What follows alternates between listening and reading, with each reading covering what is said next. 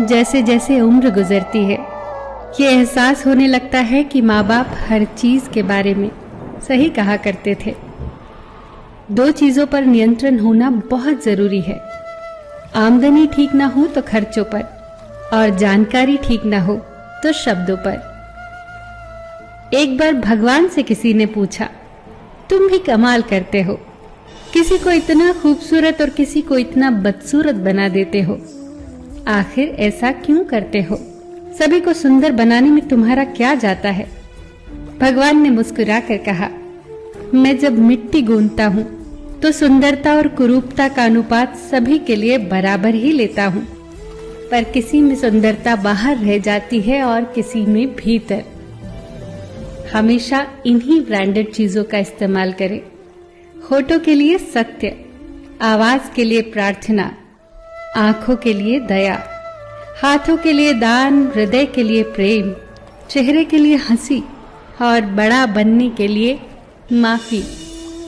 आपको हर वक्त पता होता है कि आपके पास कितनी दौलत है, लेकिन आप ये बिल्कुल नहीं जानते कि आपके पास कितना वक्त है।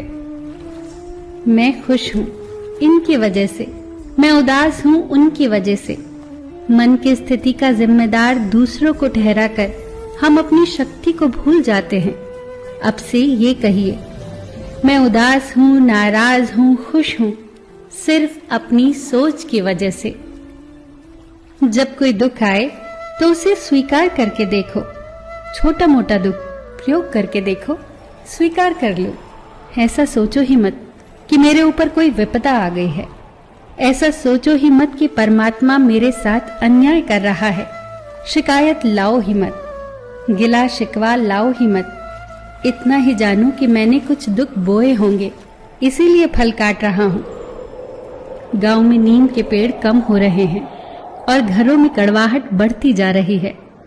जुबान में मिठास कम हो रही है और शरीर में शुगर बढ़ती जा रही है। किसी महापुरुष ने सच ही कहा था कि जब किताबें सड़क किनारे रखकर बिकेंगी और जूते कांच के शोरूम में बिकेंगे, तब समझ जाना कि लोगों को ज्ञान की नहीं, जूतों की जरूरत है। भगवान श्री कृष्ण कहते हैं कि कोई भी व्यक्ति आपके पास 3 ही परिस्थितियों में आता है, भाव से, अभाव से या फिर प्रभाव से। यदि वो भाव में आया है तो उसे प्रेम दीजिए, अभाव में आया है तो उसकी मदद करिए, और यदि प्रभाव में आया है तो प्रसन्न हो जाइए कि परमात्मा ने आपको इतनी क्षमता दी है। ये जिंदगी है जनाब, कई रंग दिखाएगी, कभी रुलाएगी तो कभी हंसाएगी। जो खामोशी से सह गया वो निखर जाएगा, जो भावनाओं में बह गया वो बिखर जाएगा। यदि पेड़ में उसकी क्षमता से अधिक फल लग जाए तो उसकी डालियां टूटना शुरू हो जाती हैं, और इंसान को औकात से ज्यादा मिल जाए तो वो भी रिश्तों को तोड़ना शुरू कर देता है। नतीजा, आहिस्ता आहिस्ता पेड़ फल से वंचित हो जाता है और इंसान रिश्तों से। ध्यान से सोचना इस बात को। पैसे हैं तो रिश्ते कम हैं, रिश्ते हैं तो पैसे कम हैं, दोनों हैं तो सेहत कम है, तीनों हैं तो जीवन कम है। कहीं कुछ है तो कहीं कुछ कम है। सब कुछ मिलना बहुत कठिन है। अगर है सब कुछ तो यही स्वर्ग है, और हम स्वर्ग में हैं।